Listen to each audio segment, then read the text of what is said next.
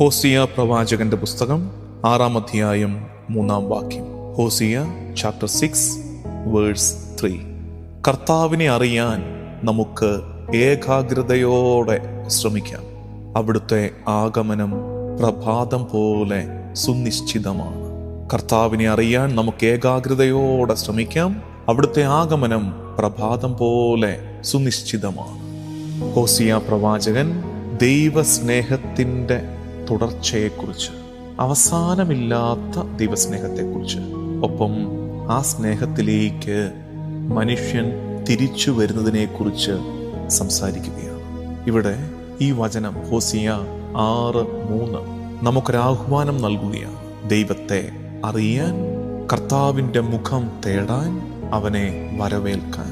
പ്രഭാതം ഉറപ്പായി എത്തും പോലെ ദൈവസ്നേഹം നമ്മെ തേടി വരുന്നു എന്നാണ് പ്രവാചകൻ പറയുന്നത്. ദൈവം നമ്മെ കൈവിട്ട് കളയാത്തവനാണ്.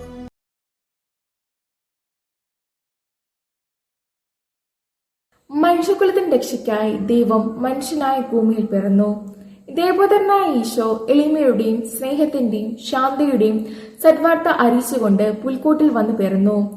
ഉണ്ണീശോയെ, നിന്റെ ജീവിതത്തിലെ എളിമയുടെ സന്ദേശം ഞങ്ങളുടെ ജീവിതത്തിൽ പകർത്തുവാനും എളിമയുള്ളവരായി ജീവിക്കുവാനും ഞങ്ങൾക്ക് വരം നൽകണമേ. ക്രിസ്തുമസിനായി ഒരുങ്ങുന്ന ഓരോ വ്യക്തിയുടെയും ഹൃദയത്തിൽ ഉണ്ണീശോയെ അങ്ങ് വന്ന് പിറക്കണമേ.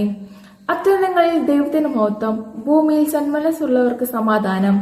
ആട്ടിടന്മാർക്ക് ലഭിച്ച സദ്വാർത്തയുടെ സന്ദേശം ഞങ്ങളുടെ ഭവനങ്ങളിലും വന്നു നിറയട്ടെ. തിരുപ്പിറവിയുടെ ഈ സന്ദേശം എല്ലാ മനസ്സുകളിലും നിറഞ്ഞ് കവിയട്ടെ.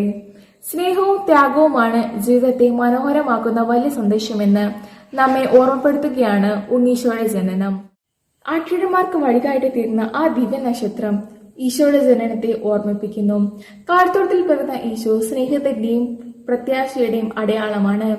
നിന്നെപ്പോലെ നിന്റെ അയൽക്കാരനെ സ്നേഹിക്കണം എന്നാണ് ഈശോ നമ്മെ ഓർമ്മിപ്പിക്കുന്നത്. ക്രിസ്തുമസ് എന്നത് ഒത്തുചേരലിന്റെയും പങ്കുവെക്കലിന്റെയും ആഘോഷമാണ്. പ്രത്യാശയുടെയും സ്നേഹത്തിന്റെയും സന്ദേശം ക്രിസ്തുമസ് പകർന്നു തരുന്നു.